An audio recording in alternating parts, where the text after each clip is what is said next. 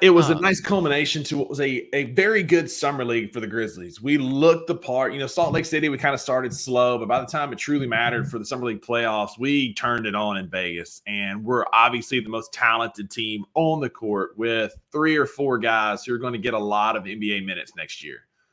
Drew, I know we kind of talked off air. Is there anybody, there's the obvious GG, Edie we want to see. Was there anything that you saw that has changed your mind about anybody or that's got you a little more excited for this coming season?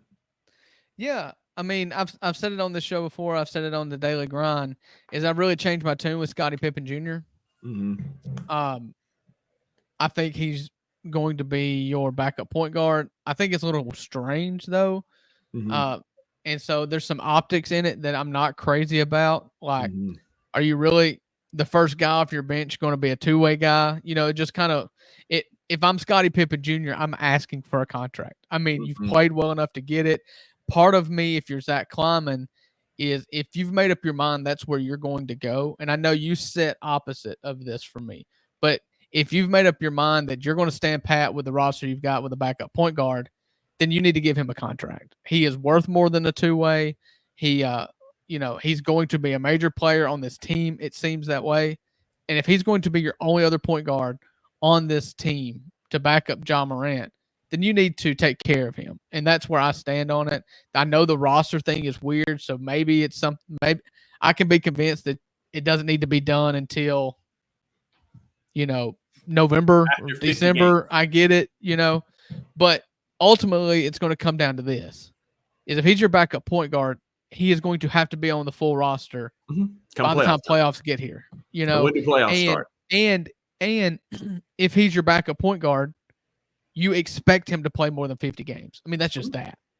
And the two-way role there is to see if you can find somebody. And so I don't know how you make that calculus work because they've only got one open roster spot. Everybody agrees that's Luke's spot. However, he still has not signed for some reason. It's the weirdest thing I can remember in recent history regarding a free agent signing with the Grizzlies. Sure. Everybody knows Luke Kennard's going to be a Grizzly, but they just haven't done it. Yeah. And so I know that you're going to have to get rid of somebody. I don't know if they're still shopping. I'm sure that's the reason why they're still shopping. Probably Santi, Diddy. They're probably seeing what they can get to clear up some space. They've got an extra roster spot now. They've got 2 roster spots now.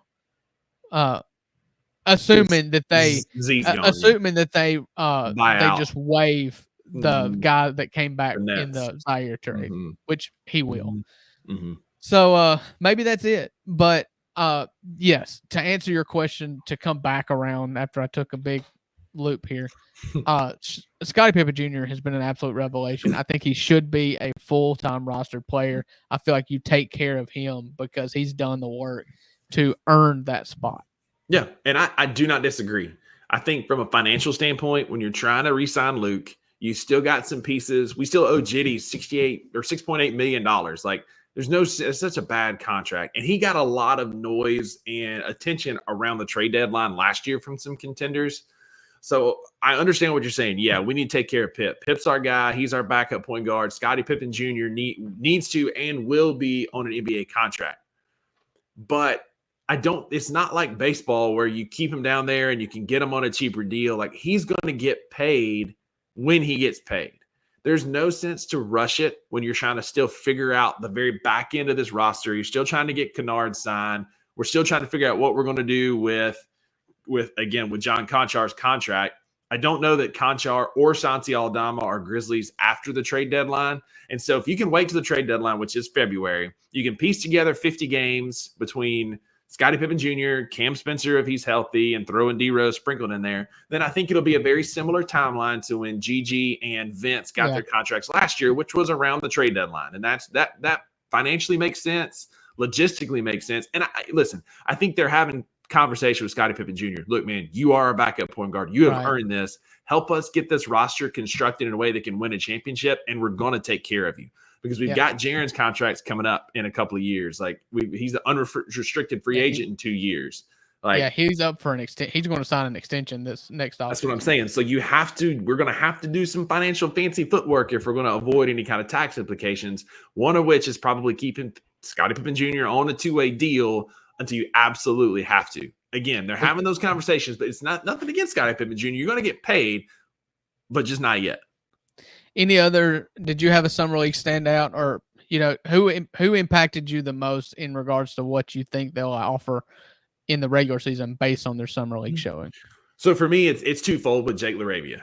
I've known hater on Jake LaRavia on this show and others, and he proved to me that I think he's got some tricks up his sleeve, things in the bag that can translate to an NBA roster.